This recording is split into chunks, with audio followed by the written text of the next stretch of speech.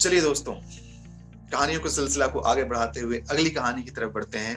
अगली कहानी है 5 बंदरों की कहानी। कुछ वैज्ञानिकों के एक समूह ने एक प्रयोग करने की कोशिश की। उन्होंने क्या किया कि 5 बंदरों को पकड़ करके एक बड़े से घरनुमा एक पेड़ के अंदर उनको कैद कर दिया। उसमें सिर्फ वो 5 बंदर थे और उसके अंदर एक सीढ़ी लगा दी। इस तरीके से एक सीढ़ी लगा दी और सीढ़ी के सबसे ऊपर वाले में केला से लटका दिया। 10-12 केलों का एक गुच्छा ऐसे करते हुए वहां पर लटका दिया। अब बंदर हैं, उनको अगर केला नजर आएगा तो ऑब्वियसली उस पर चढ़ने की कोशिश करेंगे। जैसे ही उस केले को उन बंदरों ने देखा, एक एक एक करके सीढ़ी पर चढ़ने की कोशिश की उसने। ऊपर से जैसे ही ये चढ़ते, ऊपर से वो वैज्ञानिक जो थे उसके ऊपर ठंडा पानी डाल देते। ठंडा पानी डाल देते तो चढ़ने वाला तो कोई एक था, लेकिन जब ठंडा पानी गिरता तो भीगने वाले सारे थे। सारे फिर वहां से भाग जाते। फिर वहां से फिर कोई दूसरा सामने की तरफ आता, फिर वो सीढ़ी पर चढ़ने की कोशिश करता। जब वो सीढ़ी पर चढ़ता, फिर से ऊपर से ठंडा पानी गिरने लगता। और इस तरीके से 3-4 बार करते हुए जब सारे बंदर एक एक बार कोशिश कर लिए तो सबको ये बात समझ में आ गई कि जितनी बार आप सीढ़ी पर चढ़ोगे उतनी बार ठंडे पानी की बारिश होगी और उनको ठंडे में भीगना पड़ेगा। अब इसके बाद फिर से अगर कोई कोशिश करता है तो बाकी जो बंदर थे वो उसको मार पीट करके उधर नीचे उतर उसको पकड़ करके नीचे खींच लेते कि नहीं सीढ़ी पर नहीं चढ़ना है। सीढ़ी पर चढ़ोगे तो पानी बार की बारिश होगी, ठंडा पानी गिरेगा। अब हुआ क्या कि इसके बाद उन वैज्ञानिकों ने ऊपर से ठंडा पानी डालना छोड़ दिया। अब बारिश तो नहीं हो रही है, लेकिन अगर वो चढ़ रहा है, उसमें से कोई अगर बंदर चढ़ रहा है, बारिश नहीं हो रही है, लेकिन फिर भी बाकी जो 4 बंदर हैं वो उसको पकड़ करके खींच करके नीचे कर दे रहे हैं कि तुम चढ़ोगे तो बारिश होगी। बारिश हो नहीं रही है, उन्होंने रोक दिया इसे। लेकिन इनके मन में तो ये बात बैठ गई है कि अगर कोई सीढ़ी से चढ़ते ऊपर जाएगा तो बारिश होगी। और इस तरीके से केला वैसे ही लटका रहा और ये नीचे से बस बैठ के देखते रहे। इसके बाद से इन्होंने क्या किया कि उन 5 बंदरों में से एक बंदर को बाहर निकाल दिया और एक नए दूसरे बंदर को उसके अंदर डाल दिया। अब इस नए बंदर को तो वो सारी कहानियां नहीं पता थी कि ऐसी ऐसी बातें हो रही। वो अंदर आया, उसने केला देखा तो फिर चढ़ने की कोशिश की उसने ऊपर। अब जैसे ही ऊपर चढ़ने की कोशिश की उसने, बाकी जो बंदर थे 4 गए, उसको पकड़ करके खींच लिया और मार पीट करके उसको साइड कर दी, उसकी पिटाई की अच्छे से।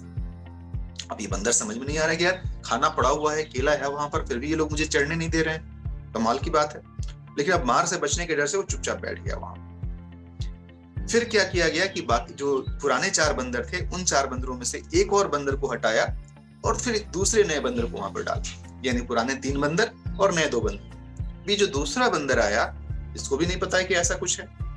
ये भी जैसे ही केलों को देखा, सीढ़ी देखा, सीढ़ी के ऊपर चढ़ना शुरू किया।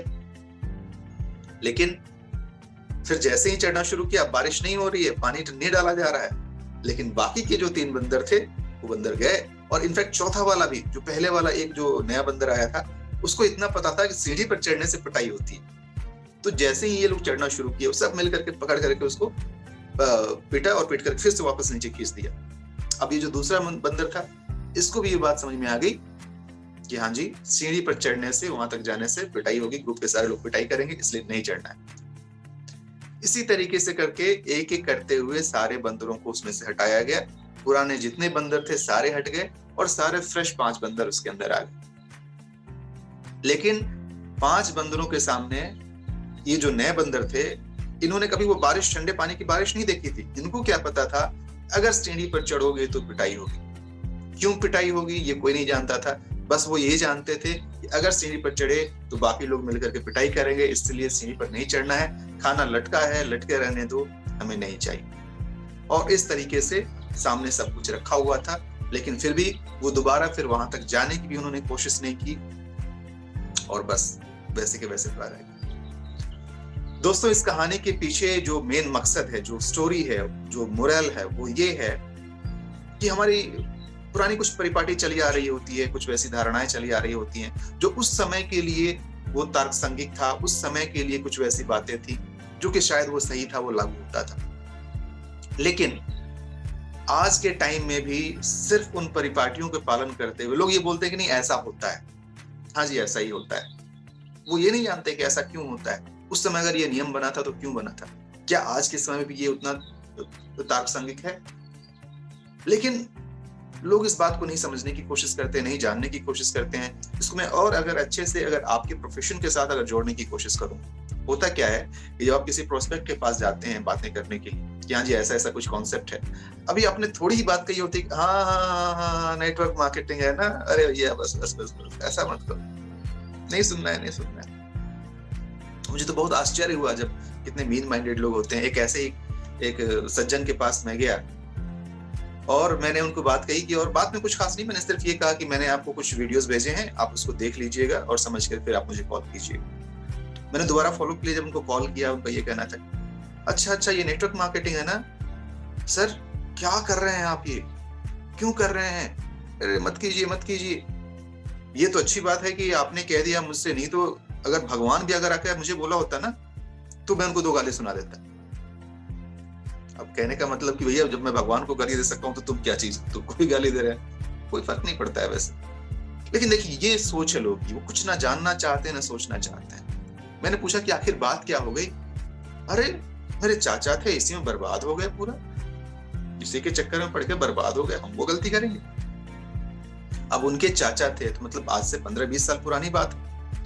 15-20 साल पहले उन्होंने क्या किया था, कैसा किया था, किस गलती के कारण से उनका ये हाल हुआ या जो कुछ भी हुआ, वो आप एक एग्जाम्पल लेकर के बैठे हुए हैं। लेकिन इस 20 सालों में आज इतने सारे मिलेनियर बिलेनियर निकल करके सामने आ रहे हैं, आपके बीच से कोई निकल करके आ रहा है, वो नजर नहीं आ रहा। क्यों? क्योंकि आपको बस किसी ने बता दिया कि हाँ चाचा बर्बाद हो गए थे, तुम भी बर्बाद हो जाओ। नहीं करना है। दोस्तों इस माइंडसेट से बाहर निकलने की जरूरत है। मैं मानता हूं ये उतना आसान नहीं है बाकी लोगों के लिए, आप शायद समझ भी ले, लेकिन बाकी जो लोग हैं जिनसे आप बातें करने जा रहे हैं उनको ये समझाना उतना आसान नहीं है। लेकिन कोई बात नहीं, हमारा तो काम ही वही है ना, हमारा तो काम ही है कि उनको उस उन बातों को समझाना। जो नहीं समझे उनके लिए हमारी ट्रेनिंग होती है, मीटिंग्स होते हैं, आप वहां पर उनको लेकर के आइए, आपके जो एक्टिव अपलाइन है उनसे बातें कराइए। सोल्यूशन है दोस्तों, प्रॉब्लम का सोल्यूशन है। मैं जानता हूं ये आसान नहीं है, लेकिन मैं ये भी जानता हूं कि ये नामुमकिन नहीं। मुश्किल जरूर आती है लेकिन काम जरूर होता है। चलिए दोस्तों कहानी के सिलसिला को और आगे बढ़ाते हैं। इन छोटी छोटी कहानियों के साथ मैं छोटा छोटा मैसेज आपको देना चाह रहा हूं। मुझे बहुत खुशी होगी अगर इन कहानियों के माध्यम से अगर मैं थोड़ी सी भी आपकी जिंदगी में अगर परिवर्तन ला पाऊं, अगर आपके विचारधारा में परिवर्तन ला पाऊं, अगर जिसको बोलते हैं अवेकनिंग ऑफ थॉट्स, अगर आपके विचारों में थोड़ी सी अगर मैं उसमें अगर उसको प्रज्वलित कर पाऊं तो मुझे बहुत खुशी होगी। चलिए अगली कहानी जो आती है वो ये है कि जीने की चाह कितनी जरूरी होती है। इस कहानी के माध्यम से वो बताया गया है। इस कहानी में क्या है कि 2 लोग होते हैं, एक हॉस्पिटल में भर्ती होते हैं। एक आदमी जो होता है वो पैरालाइज्ड होता है, वो लकवे से ग्रस्त होता है और ये गर्दन से नीचे का पूरा पोर्शन उसका पैरालाइज्ड होता है। वो हॉस्पिटल में भर्ती है और सिर्फ उसका मुंह काम कर रहा है, ऊपर मतलब सेंस ऑर्गन सारे काम कर रहे हैं, लेकिन अपनी बॉडी को वो मूवमेंट नहीं कर पा रहा है और वो बहुत निराश हो चुका है अपनी जिंदगी से। जब भी कोई डॉक्टर उसके पास आता है, कोई नर्स उसके पास आती है, बोलती है मुझे कोई वैसा इंजेक्शन दे दो, कोई वैसी दवा दे दो कि जिससे मैं मर जाऊं, मैं बिल्कुल नहीं जीना चाहता। और बहुत लोग निराश था। तो डॉक्टर ने कहा भैया मेरा काम जिंदगी देना है, जिंदगी बचाना है, जिंदगी लेना नहीं है। आप बिल्कुल अच्छे हो जाएंगे, घबराइए नहीं, थोड़ा समय लगता है लेकिन आप ठीक हो जाएंगे। उसी इंसान के बगल में एक और दूसरा इंसान एडमिट था। उसको भी कोई दूसरी बीमारी हुई थी, ये आगे पता चलेगा क्या था। लेकिन वो जो इंसान था जो इसके बगल वाले बेड में था, वो इसके पास आया, बताया कि क्या दिक्कत है, क्यों नहीं जीना चाहते हो। बोला कि ऐसे जिंदगी का क्या फायदा, मैं कुछ नहीं कर पा रहा हूँ, बेड पर लेटा हुआ हूँ, मुझे खिलाने वाले भी दूसरे हैं, क्रियाक्रम कराने वाले भी दूसरे हैं, ऐसी जिंदगी लेके मैं क्या करूंगा। अब इस दोस्त ने, जो बगल वाला जो बेड वाला था, उसने कुछ कहा नहीं, वो सिर्फ बस ये गया खिड़की के पास चला गया और खिड़की के पास जाकर के बस कुछ देर तक ऐसे खिड़की के बाहर देखते रहा। फिर बोला कितना सुहाना दृश्य है ना, कितना बढ़िया लग रहा है ना, बाहर में समंदर है, वहां पर समंदर किनारे बच्चे खेल रहे हैं, लोग टहल रहे हैं, खूबसूरत सा नजारा है, देखो पहाड़ भी नजर आ रहा है दूर में। फिर अगले दिन इसी तरीके से सुबह उठते हुए, अरे वाह कितना सुंदर सनराइज है, कितना बढ़िया का नजारा आ रहा है, देखो चिड़ियों के चहचहाने की आवाज आ रही है, चिड़िया उधर से उड़ते हुए जा रहे हैं। और ऐसे ऐसे करते करते वो एक रूटीन सा बन गया। हर रोज सुबह वो उठते और उठ करके अपने इस दोस्त को जो बगल वाले बेड पर था, क्योंकि वो कहानी के फॉर्म में इस तरीके से सुनाते, देखो कितना अच्छा लग रहा है। अब 2 बार 3 बार 4 बार सुनते सुनते जो मरीज जो पैरालिसिस वाला था, उसको भी इस चीज की आदत से लगे, उसको अच्छा लगने लगा। अब हर रोज सुबह में उसको इंतजार होता कि चूंकि मैं तो उठ नहीं सकता हूँ, मेरा जो दोस्त है बगल वाले बेड पर, ये उठेगा और उठ करके मुझे सामने जो बाहर में कैसा नजर आ रहा है वो मुझे बताएगा। और जो दूसरा दोस्त था वो बाहर बस वैसे ही खिड़की के पास खड़ा हो जाता और ऐसे ऐसे सुंदर से दृश्य का वर्णन करता, और ये सुन करके ये काफी खुश हो रहा होता। अब धीरे धीरे इसको अच्छा लगने लगा, बोला कि नहीं जी, मुझे भी अच्छा होना चाहिए। जब सुन करके मुझे इतना अच्छा लग रहा है, तो जब मैं सच में जा करके वहां पर देख पाऊंगा, अगर मैं वहां खड़े होकर के अपने पैरों पर जाके जब देखूंगा तो कितना आनंद आएगा। अब मुझे अच्छा होना है, अब मुझे इस बीमारी से लड़ते हुए अच्छा होना है और जा करके वहां खड़े होकर देखना है। ये सिलसिला कुछ दिन तक चल ही रहा था। एक दिन और अगले सुबह की बात है कि जब सुबह उठा तो देखा कि बगल वाला बेड खाली है। तो इसको थोड़ा सा और लगा कि हमेशा तो यहीं पे रहता था, आज खाली कहाँ चला गया ये। तो उसने फिर जब नर्स आई तो नर्स से पूछा कि नर्स, ये जो बगल वाले बेड पर जो हमारे दोस्त जो यहाँ पर थे, ये नजर नहीं आ रहे हैं, कहाँ है ये? वो कह रहे उन्होंने तो आपको बताया होगा। क्या? वो तो लाइलाज बीमारी से ग्रसित थे, उनको उनके पास बहुत कम दिन बचे हुए थे और जानते थे ये बात कि उनके पास बहुत कम दिन है, वो ज्यादा जिंदगी जीने वाले नहीं है, तो उनको मरना था और कल रात को वो मर गए, इसलिए बेड खाली। अब ये बिल्कुल शॉक में, अरे ये कैसे हो सकता है? वो तो रोज सामने वो खिड़की के सामने खड़े होकर के मुझे कहानियां सुनाता था, उसने मुझे कभी बताया नहीं कि ऐसी कोई लाइलाज बीमारी है उसकी। मुझे लगा कि बस ऐसी कुछ बीमारी है, वो ठीक हो जाएगा और चला जाएगा, लेकिन वो मर जाएगा ये तो मुझे नहीं पता था। अब जब इस बात की जानकारी मिले, ये बंदा बिल्कुल टूट सा गया। अब उसने नर्स से पूछा कि नर्स, आप मुझे एक बात बताइए कि ये झूठ क्यों बोला, वो दोस्त जो था मेरा मुझे झूठ क्यों बोला? तब नर्स ने कहा कि देखिए, उन्होंने झूठ क्यों बोला ये तो मुझे नहीं पता। अच्छा, यहाँ पर एक और बात हुई कि जब इतना सुनना था कि ये जो इंसान था जो बेड पर लेटा हुआ था ना, तो उसके मन में ऐसे इस तरीके की एक शक्ति आई कि नहीं, अब वो जो सीन जो मेरा दोस्त नरेट कर रहा होता था, वो अब सीन मुझे कौन बताएगा?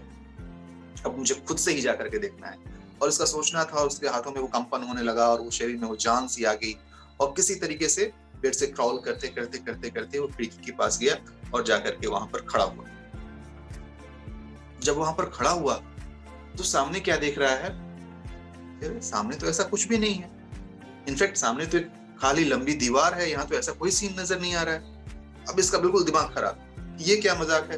इतने दिनों से तो इतना बढ़िया नजारा वहां से नजर आ रहा था, आज इतनी मेहनत करके जब मैं यहाँ पर सामने आया देखने के लिए, कितनी मुश्किल से मैं उठ पाया, उठ करके यहाँ पर आया तो देख रहा हूँ कि यहाँ दीवार खड़ी है। वो नर्स से पूछा कि नर्स, ये आप लोगों ने यहाँ पर दीवार क्यों खड़ी कर दी? यहाँ तो बहुत खूबसूरत सा नजारा हुआ करता था। नर्स ने बताया कि मैं 5 सालों से यहाँ पर हूँ और पिछले 5 सालों से तो यही दीवार है यहाँ। अब इसका माथा ठनका, क्या मजाक कर रही हैं आप? मेरा दोस्त जो था यहाँ पर, वो हर रोज खिड़की पर खड़ा होकर के मुझे कहानियां सुनाता था, मुझे यहाँ के बारे में बताता था। तो यहाँ पर फिर जब बाद में जब उनको पता चला कि उसके दोस्त ने झूठ कहा, ये बातें झूठी थी, तब उसने नर्स से पूछा कि भाई उन्होंने ये झूठ क्यों कहा? तब नर्स ने कहा कि देखिए, उन्होंने झूठ क्यों कहा ये तो नहीं पता, लेकिन ये सच है कि उनकी इन्हीं कहानियों की वजह से आज आप अपने पैरों पर खड़े होते हुए, घसटते हुए ही सही, लेकिन आज इस खिड़की तक आकर के खड़े हुए हैं। आपके अंदर जीने की चाह जगी। याद कीजिए आपका वो पहला दिन जब आप आए थे और आप बिल्कुल बोल रहे थे मुझे जीना नहीं है, जीना नहीं है, जीना नहीं है। आज उनकी इन कहानियों की बदौलत, बाहर के दिखाए गए उस दृश्य की बदौलत, आपके मन में ये इच्छा शक्ति जागी है कि मुझे जीना है, मुझे देखना है। थैंक यू बोलिए अपने इस दोस्त का जो जाते जाते आपको एक जिंदगी दे गया है। क्या दोस्त, कितनी बार ऐसा होता है ना कि हम अपनी जिंदगी से निराश हो जाते हैं, हम जो चाहते हैं वो नहीं हो पाता है, उसके बाद हमें लगता है कि हमारी जिंदगी में कुछ बचा ही नहीं।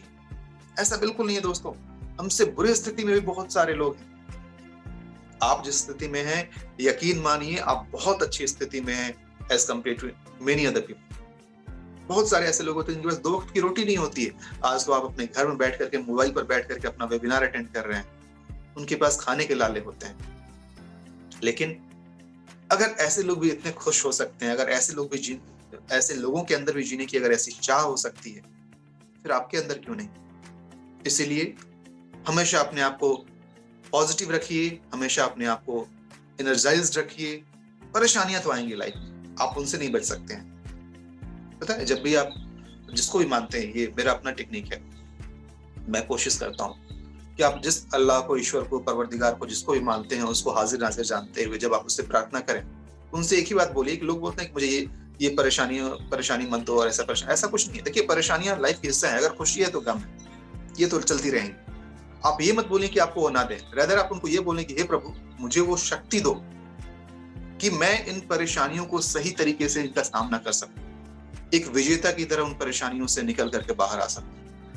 अगर आपके अंदर ये फाइटर वाला एटीट्यूड रहेगा, कोई परेशानी आपको नहीं रोक पाएगी। आप डेफिनेटली डेफिनेटली डेफिनेटली धीरे धीरे ही सही, देर से ही सही, अपनी उन परेशानियों से बाहर निकलेंगे और सफलता की सारी ऊंचाइयों को हासिल कर लेंगे। क्या दोस्तों, ये सारी थी आज की कहानियां जो कि मैं आपके बीच में लेकर के आया हुआ था। मुझे लगता है कि आपको ये कहानियां अच्छी लगी होंगी, आप इन सारी कहानियों को एंजॉय करेंगे। अगर आपको अच्छा लगे तो मैं आगे फ्यूचर में भी ऐसी छोटी छोटी मोटिवेशनल कहानियां लेकर के आपके बीच में आऊंगा, ताकि आपका उत्साहवर्धन हो सके, आप इसको एंजॉय कर सकें और इससे कुछ सीख ले सकें। बहुत बहुत धन्यवाद दोस्तों, आज्ञा दीजिए। आपके दोस्त राहुल शुक्ला, बहुत बहुत धन्यवाद। Thank you.